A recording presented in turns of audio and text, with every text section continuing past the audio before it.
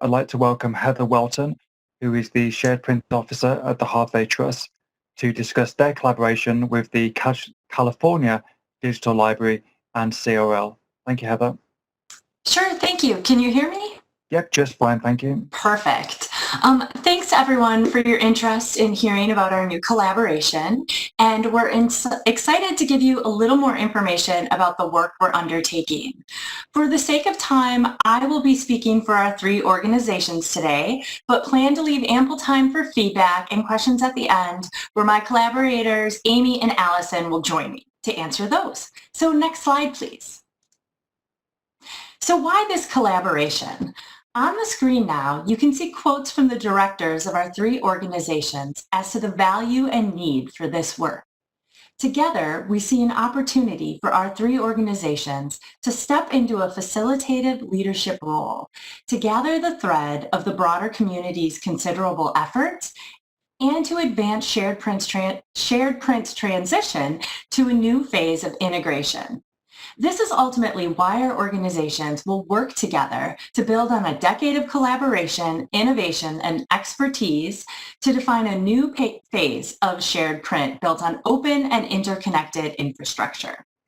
This new phase brings together all of our work into a strategic national effort. And when I say all of our work, I mean all of our work, everyone on this call now and beyond. We see working together in a coordinated fashion, we feel that we can assemble, preserve, and make accessible a more expansive and diverse shared collection for the scholarly community. Next slide, please. Ultimately, our vision is that the future of print collections is shared. Embedding shared print within the life cycle of library collections promotes equity of access, enriches the scholarly record, and increases opportunities for research and teaching.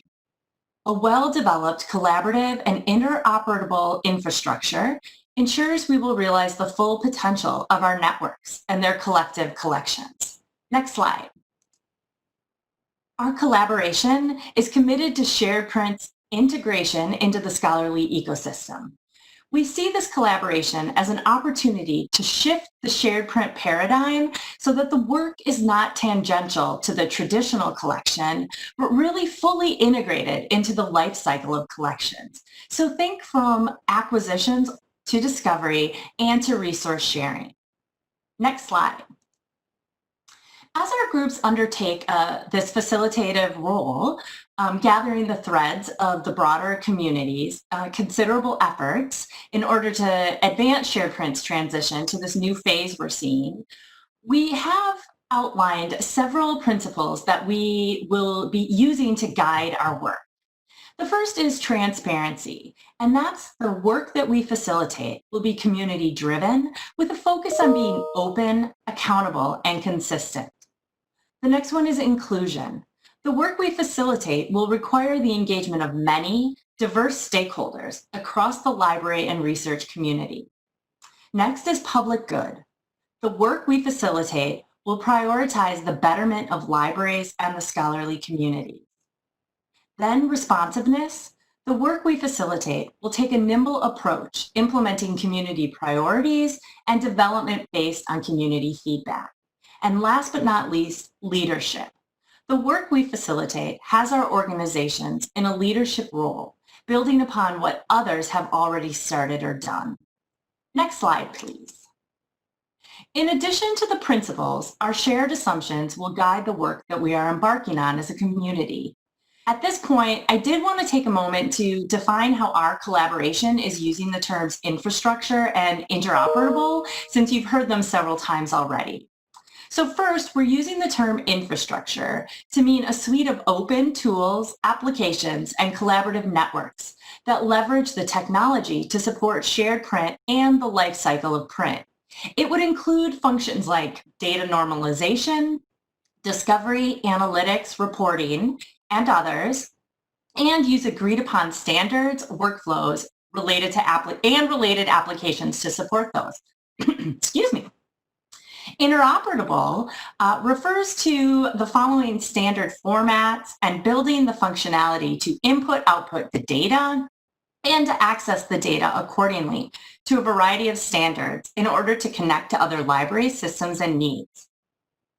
These 7 assumptions recognize and address that the community needs support for collaboration, interoperability, shared beliefs for shared print community, and the larger scholarly and library community.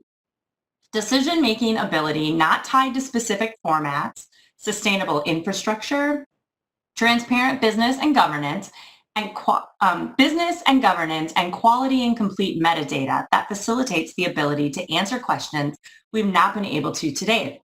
Next slide, and I'm going to take a quick sip of water because I'm choking now in front of all of you. So I want to take perfect timing, because now I want to take this minute to shift gears to what is next for our collaboration, which will be new to most of you attending today. Next slide. So our collaboration has been working on identifying potential quick wins for the community. Quick wins, according to us, might be development-based, they might be facilitative or analytical projects that support our objectives and meet our criteria. In some cases, quick wins might fall across these categories or could be broken down into components that reflect these categories. As you'll see, quick wins will also reflect a range of estimated timeframes. In order to brainstorm potential quick wins, we first identified objectives for the quick wins. We wanted to be able to define our aims for pursuing quick wins. And as a result, we decided that to identify quick wins, we would identify quick wins that inspire participation and commitment of resources and instill confidence and build trust. We also characterized quick wins by identifying ones that align with the collaboration's vision, mission, principles, and assumptions, that they have relevance to a large group of stakeholders, and have demonstrable, tangible value. At this time, we've identified several quick wins, and only a handful of these are listed on the slide now. These include things like facilitating work around defining last copies and actual guidelines for retaining them, developing a list of shared print priority titles, think similar to CRL's critical corpus, the consideration of adding monographs to paper, or developing a collection comparison reporting tool. We wanted to share these with the community today so you are aware of the types of work we're considering undertaking as part of this collaboration. Well, while we are still working towards identifying our potential quick wins, we would love to hear your feedback on these, whether through the chat now, through the discussion at the end, or via emails, which we'll share later in the presentation. Next slide. So we really want this effort to remain embedded in the community it's meant to serve. And we want to engage that community meaningfully in this work. Therefore, our collaboration is working on developing a communication strategy that sets out an intentional course of action in the areas of both internal and external communications to highlight this project's priorities, values, achievements, services, and activities that are planned through today and beyond. We're also working through the review and decision processes and plan to share that with our stakeholders and communities once completed. We hope all of this and much more will be available soon on a new website that we're working on. So definitely more on that to come, but that work's really just started. So next slide. So in closing, I really want to say our organizations look forward to going on this journey with the rest of the shared print community. I want to thank you for attending, and now I'm going to turn it back to Matthew because I hope we have some time for comments, questions, and then I also want to ask Amy and Alison to join me because I've asked them to help me respond since I've been talking this whole time.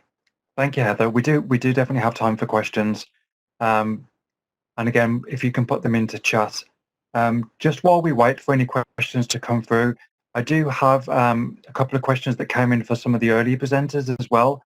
So for Alison, Alison Bullock, could you please expand on why you thought focusing on copies rather than titles would have been better for you?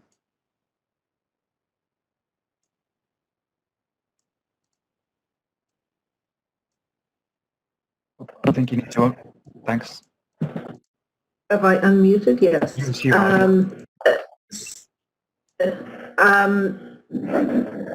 given where we ended this particular study with adding individual a note to title records, it worked out okay. Had we actually gone to the level of assigning retentions, the copy level is better in the sense that you can choose a copy that's in better shape, etc. So this gave us a way of flagging scarce material, but it didn't get to retaining specific copies of material by staying at the title level. Thank you, Alison. And just one more question while you're on. In future projects, do you anticipate continuing to rely on OCLC data or shifting to local data? We'll probably shift to local data. I think we realized that it is more accurate than what was in OCLC because some libraries have not had an opportunity to update their holdings records. Thank you, Alison. I encourage you to submit any questions for Heather, Alison, or Amy regarding their collaboration. But in the meantime, again, just another question for one of the other presenters. This one is to Matt Barnes, and it is a question that what happens to WorldCat registration of retention commitments after the retention period comes to an end, expire, or is reassigned? So we would maintain a retention commitment that has that's expired in there, wouldn't be automatically deleted if that's the concern. I think it is very important that we understand when, of course, something has expired, and when it comes to managing shared print programs, the time it will fast be upon us that we'll see a great number of these retention commitments expiring, and there's going to need to be an effort to use that registration data to identify extensions to those retentions. And so we don't plan to remove it on the OCLC side. The libraries and shared print groups would have the option to do that. Thank you, Matt. We do have a couple more minutes if anyone has any more questions for any of the other presenters that we've heard from.